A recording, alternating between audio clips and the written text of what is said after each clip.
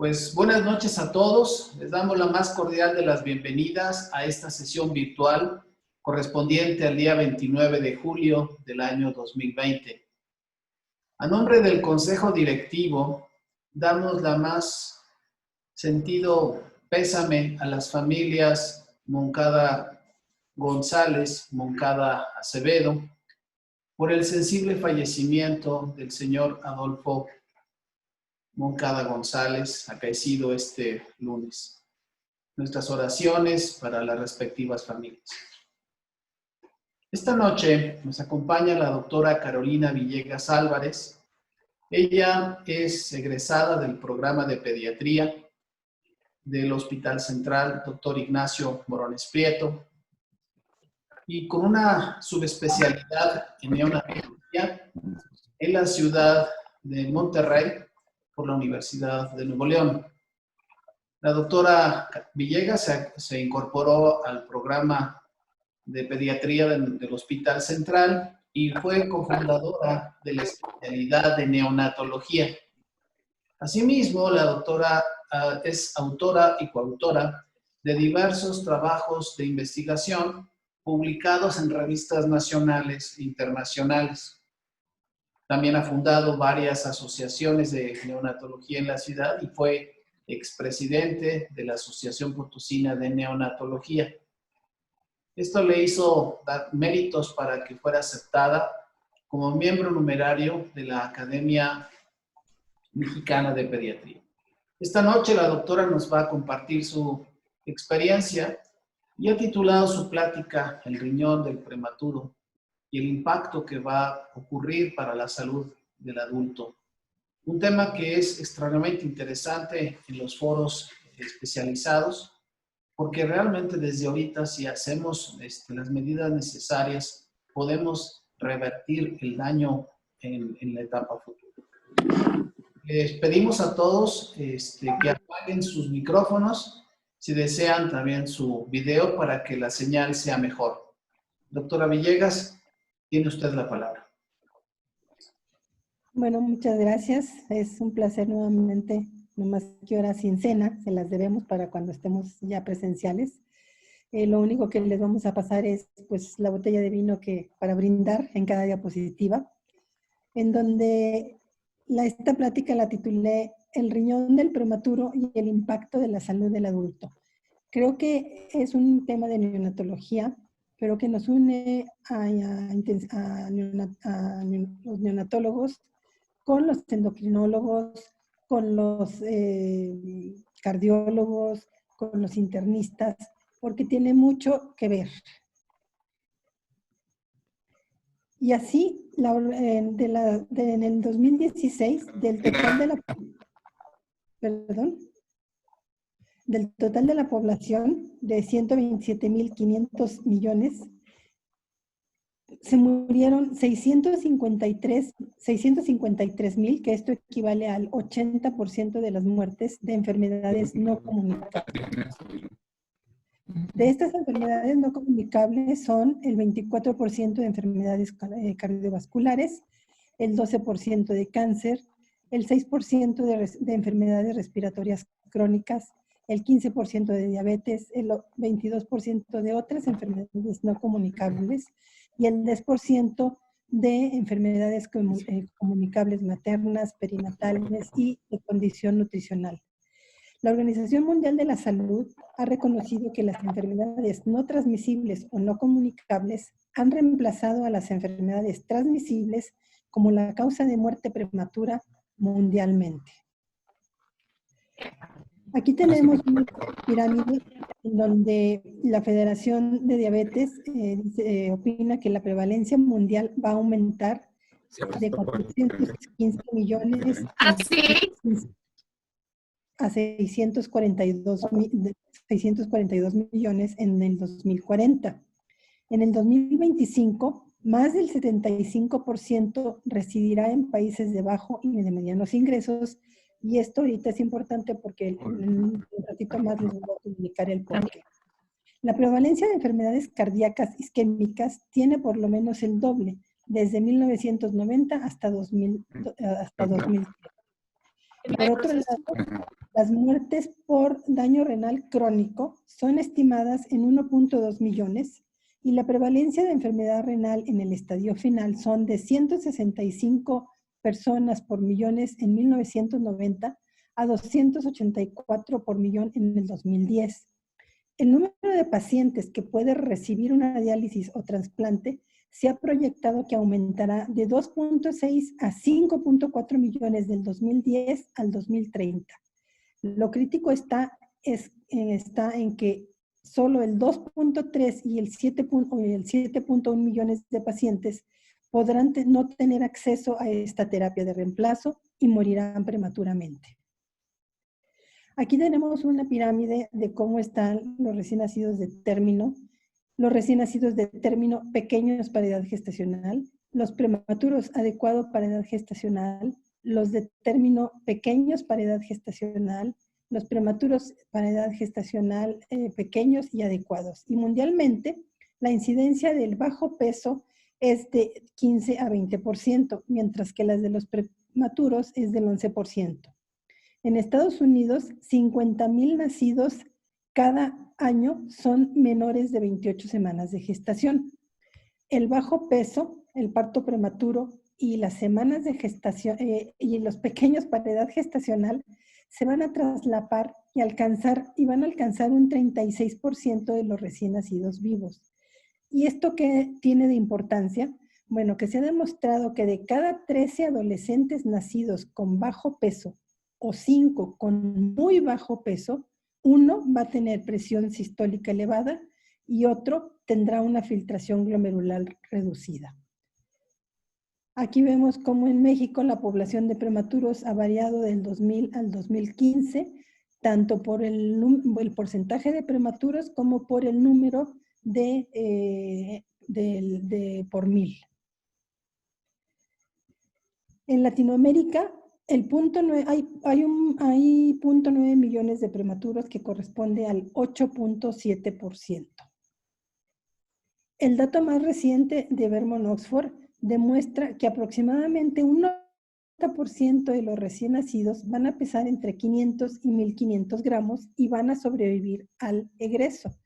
Esto gracias a la existencia de las terapias modernas, de las terapias con mucho equipo de monitorización, al manejo tanto prenatal como postnatal, en donde tenemos las medidas preventivas, en donde la gran mayoría de cierta población tiene un control prenatal. La población acomodada tiene un control prenatal muy bueno.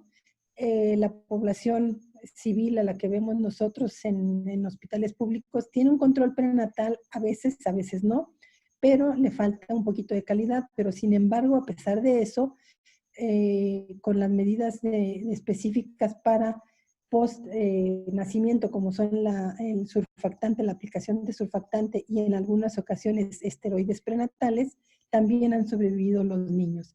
Y esto nos ha permitido conocer la fisiología, tanto placentaria, circulatoria, la transición que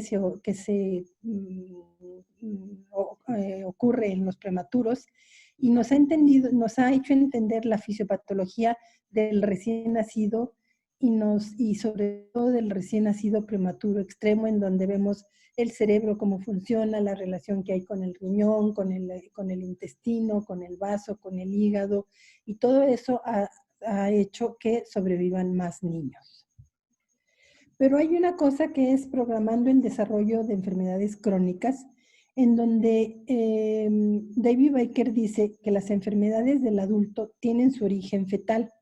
A esto se le llamó origen del desarrollo de salud y enfermedad, DOHAD por sus siglas en inglés, en donde dice que la calidad y la cantidad de nutrición recibida durante la vida fetal, la exposición a polución, a drogas e infecciones durante la gestación, así como la salud de la madre, puede impactar en el desarrollo del riñón fetal. Entonces, hay una programación que desde allí estamos viendo cómo la podemos modular.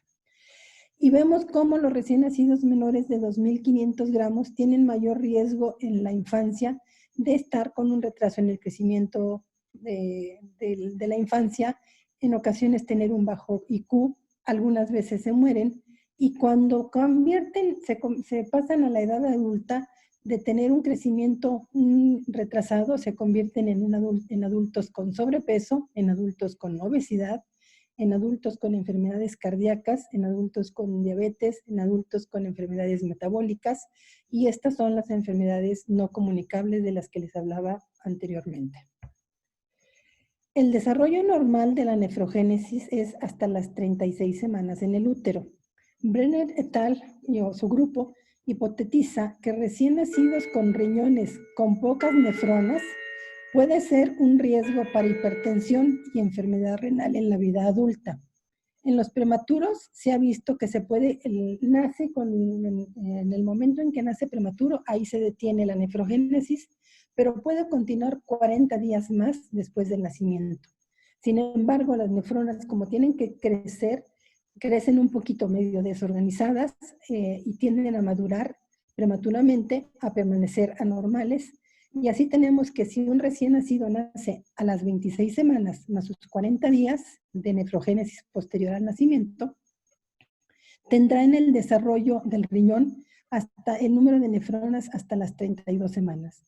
Esto no ocurre en otros órganos como el pulmón. En el pulmón no se desarrollan los alvéolos, pero posterior al nacimiento se siguen desarrollando y se alcanza como a los 8 o 10 años los alvéolos de la edad adulta. Aquí en el riñón se quedan riñones chiquitos, riñones con un menor número de nefronas y con una nefrogénesis alterada y con todo lo que implica por lo que vamos a ver en un rato más. El número promedio de nefronas es de 1 millón por riñón, pero puede variar desde 210 a 2.7 millones. 60% de las nefronas se desarrollarán en el tercer trimestre del embarazo. Y dado que algunos estudios demuestran una relación inversa entre el peso al nacer y la presión sanguínea, hay otros que demuestran que un incremento en la presión del recién nacido va a aumentar con el peso mayor. Y aquí tenemos una gráfica en donde en el eje de las X tenemos la edad en semanas de gestación y en el eje de las Y tenemos la cuenta glomerular radial. Y vemos cómo por medio de cómo el número de nefronas parece ser proporcional a la edad gestacional. Mediante una regresión lineal en este estudio, se observa que la cuenta de glomérulos va a incrementar con la edad gestacional, donde los triángulos cerrados son prematuros a los 40 días después del nacimiento sin falla renal. Los cuadros abiertos son prematuros de 40 días o más que presentan falla renal.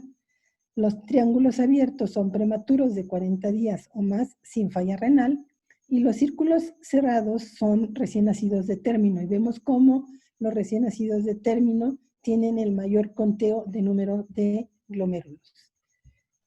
Así vemos que todo se puede programar desde el útero, en donde en el embarazo una diabetes materna gestacional, el desarrollo materno de bajo peso, factores sociales, nutrición, salud de la madre, problemas genéticos de la madre, van a dar un número bajo de nefronas y van a dar una inmadurez del riñón.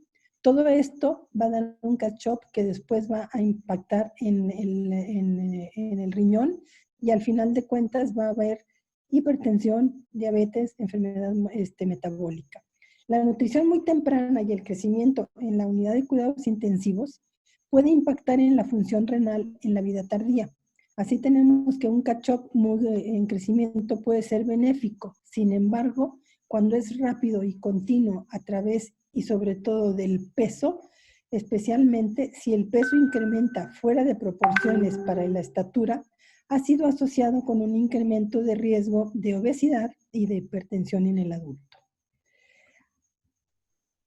Hay muchos estudios que han analizado la relación del peso con enfermedades no comunicables y hay unos que demuestran una relación inversa entre el peso al nacer y presión sanguínea, mientras que hay otros que demuestran un incremento en la presión en el recién nacido. Y entre todos estos estudios, que son como 78, se asoció el peso al nacimiento y la presión sanguínea. Aquí están el complemento de los estudios, y en el metaanálisis que hicieron de 9 estudios, analizaron el riesgo de hipertensión en niños de menos de 2.500 gramos y de más de 2.500 gramos. Y encontraron una asociación entre el peso y la hipertensión arterial con un OR de 1.13 a 1.30. Mientras que cuando compararon el peso mayor de 4 kilos con menor de 4 kilos, se observó una asociación negativa en el peso y la hipertensión arterial con un OR de 0.78. Aquí es otro metaanálisis en donde observan o analizan pacientes de menos de 2 kilos, de 2,5, que tienen una mayor presión sistólica y esta va a incrementar en 2.58 milímetros de mercurio en los menores de 2.500 gramos y esto es con un OR de 1.51 a 3.64. Mientras que en este que estamos viendo, analizan los recién nacidos de 4 kilos o de más de 4 kilos y se observa que tienen una menor presión sistólica que los de 4 kilos. Y en estos va a disminuir de 2.08 milímetros de mercurio con un OR protector de menos 2.98 y menos 1.17. Este es otro metaanálisis en donde observamos cómo la asociación de la presión diastólica es más débil en los niños de menos de 2.500 gramos, donde solo aumenta 1.01 milímetros de mercurio con un OR de 1.8, de 0.19 a 1.82. El bajo peso es un marcador de nutrición fetal pobre. Baker sugiere que el peso puede reprogramarse y adaptarse a esta situación deleteria en orden de sobrevivir, lo cual puede incrementar el riesgo de tener hipertensión en la vida tardía. Los recién nacidos de bajo peso se asocian con pocos glomérulos y que están más grandes, teniendo esto un mayor riesgo de hipertensión, de proteinuria, de sensibilidad a la sal en la presión sanguínea y de progresión de daño renal crónico, definida esta como la presencia de albuminuria, que tiene un 80% de riesgo, una filtración glomerular renal disminuida o una falla renal. Y ya cuando se observan todos completos, esto se agrega a un incremento en un 70%. Aquí tenemos un estudio en donde se observan los niños con daño renal crónico menores de 21 años de edad, en donde el bajo peso fue asociado con un aumento de riesgo de daño renal crónico, displasia renal y una reducida filtración glomerular. Diabetes mellitus, obesidad y sobrepeso también fueron factores de riesgo para el desarrollo de programación fetal. Y vemos cómo la nutrición materna también es un importante factor en el seguimiento del embarazo. Hace 2 años aproximadamente les presenté el trabajo de vitamina D, que fue de una tesis de una de las residentes que está actualmente en Querétaro, en donde medimos vitamina D de las mamás embarazadas obesas y los niños, y nos dimos cuenta que el 95% de nuestra población embarazada estudiada del Hospital Central era obesa y tenía un grado de obesidad, pues nada más 3 pacientes fueron normales de las 62 que se estudiaron y 28 tenían un grado de obesidad de primer grado. Entonces, desde ahí estamos reprogramando a nuestro bebé. Y aquí también tenemos como de las mamás que tenían deficiencia de vitamina D, sus bebés también tenían deficiencia de vitamina D. Entonces, la nutrición de la mamá es muy importante para el bienestar del bebé y pues, a futuro la salud del adulto. Daño renal agudo ocurre en un 16 a 70% de la población neonatal. En un estudio del año pasado que hicimos con una de las residentes que también está ya trabajando en el Seguro Social sobre factores de riesgo en daño renal, encontramos que tenemos un 36%, 36 niños tenían daño renal agudo. lo que equivalía a un 14.3%, en donde la diferencia entre el 16 y el 70% que está reportada en la literatura contra nuestro 14.3% iba a depender de la clasificación que se han utilizado para definir daño renal agudo en prematuros. ¿Por qué? Porque en un adulto es muy fácil con la diuresis, con la creatinina. En un pediátrico todavía es más fácil, pero en un lactante y en un neonato y en un neonato de bajo peso y de extremadamente bajo peso es mucho más difícil. Entonces, nosotros usamos para determinar la función renal en base a la última clasificación de Cádigo, que se basa más en el aumento de creatinina de 0.3 en menos de 72 horas y ya que si nos basamos solamente en la disminución de la diuresis, haremos el diagnóstico mucho más tardío porque en los neonatos, por su composición y sus características, un 80% de las DRA en el neonato van a presentar poliuria porque estamos viendo que hay una redistribución de los líquidos y entonces por eso la poliuria se presenta más tardíamente, entonces hacemos el diagnóstico más tardíamente. Si es un riñón que está con pocos nefronas, a los que nosotros no hacemos el diagnóstico oportuno y le seguimos poniendo medicamentos que son nefrotóxicos, nos amolamos más al riñón y damos más pie a que haya hipertensión, obesidad, de diabetes mellitus en la edad adulta. Pero la creatinina sérica refleja realmente la de la mamá. Bueno, ese es un paradigma que espero que el año que entra se nos pueda resolver porque estamos haciendo, en base a este estudio, nos surgió esa idea y estamos haciendo un estudio en donde estamos comparando la creatinina de la mamá con la creatinina del bebé al nacimiento y estamos estudiando ver si realmente la primera creatinina que nosotros tomamos es realmente la de la mamá o ya es el bebé que trae problemas. Y en este mismo estudio, bueno, encontramos cómo los daños, los riesgos de daño para daño renal crónico era un soporte, que el bebé tuviera un soporte ventilatorio, que tuviera ventilación mecánica, que la edad gestacional en semanas fuera menor, sobre todo menor de 32 semanas, que tuvieran un peso extremadamente bajo y que usaran aminas. El nefrotóxico no fue tanto la cantidad de nefrotóxicos, sino o sea, no fue tanto las dosis de los nefrotóxicos, sino la cantidad de medicamentos nefrotóxicos que usamos.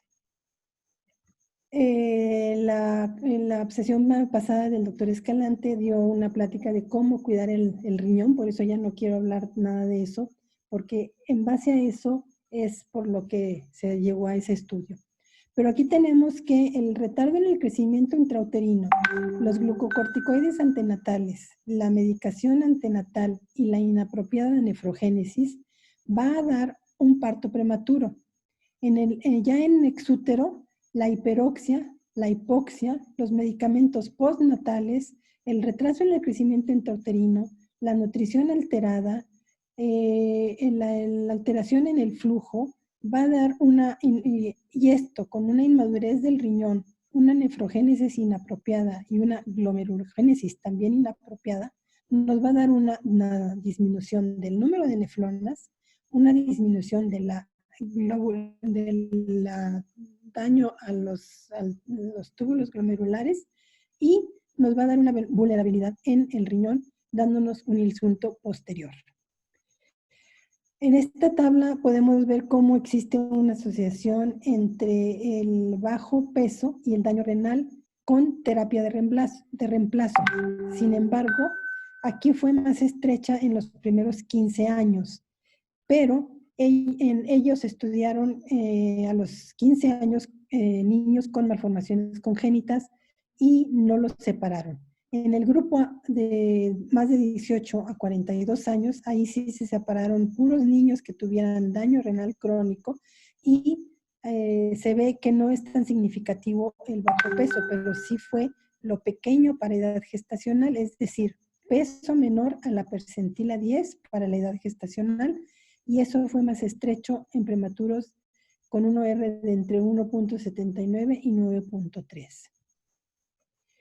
¿Cómo impacta El riñón en el adulto, pues en realidad no se sabe bien, pero se han sugerido que las alteraciones del estado de redox que ocurren al nacimiento con la transición de hipoxia relativa en útero a oxigenaciones altas en exútero, así como la nutrición y las intervenciones farmacológicas requeridas, pueden afectar el desarrollo del riñón. Entonces es por eso que se sugiere en un artículo tener un seguimiento del riñón en los recién nacidos prematuros. Y ellos los clasifican en moderado riesgo, en alto riesgo y en muy alto riesgo. ¿Y cómo van a ser estos? Los prematuros menores de 32 semanas que tengan retraso en el crecimiento intrauterino y que sean pequeños para edad gestacional únicamente, los consideran de moderado riesgo.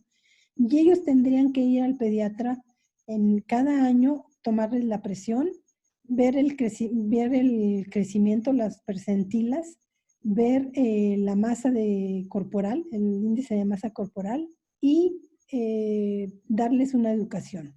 Pero sin embargo, si además de ser prematuro, retraso y pequeño, tienen daño renal agudo en la terapia neonatal, tienen enfermedad pulmonar crónica, tienen un índice de masa corporal más del 95 porque crecieron de más por nuestra alimentación en ocasiones que le queríamos dar mucho más alimentación al niño para que fuera un niño como si fuera un niño normal, sano. Entonces ellos los van a considerar como de alto riesgo o de muy alto riesgo, dependiendo si tienen uno o dos de estos parámetros. Y ellos tendrían que ir al pediatra igual también, checarles la presión, los parámetros de crecimiento, monitoreo del índice de masa corporal, pero al año hacerle proteinuria y creatinina urinaria, igual que a los de muy alto riesgo. Por otro lado, los niños que son de moderado riesgo van con el pediatra al año, los crecimientos ponderales se percentilan, se ve el índice de masa corporal, se da una educación, pero van con el nefrólogo pediatra cuando tienen 6 meses de edad de egreso de la unidad de cuidados intensivos. A los 4 o 5 años de edad y de adolescentes, y se les toma creatinina, se les toma cistatina, se les toma orina de 24 horas y se les hace un Holter. Por otro lado, cuando son de riesgo, de alto riesgo, igual tienen que visitar al pediatra y a los 6 meses también visita al nefrólogo pediatra, a los 2 años, a los 4 y 5 de adolescentes, y también se les toma creatinina, cistatina, relación creatinina urinaria en 24 horas y el Holter.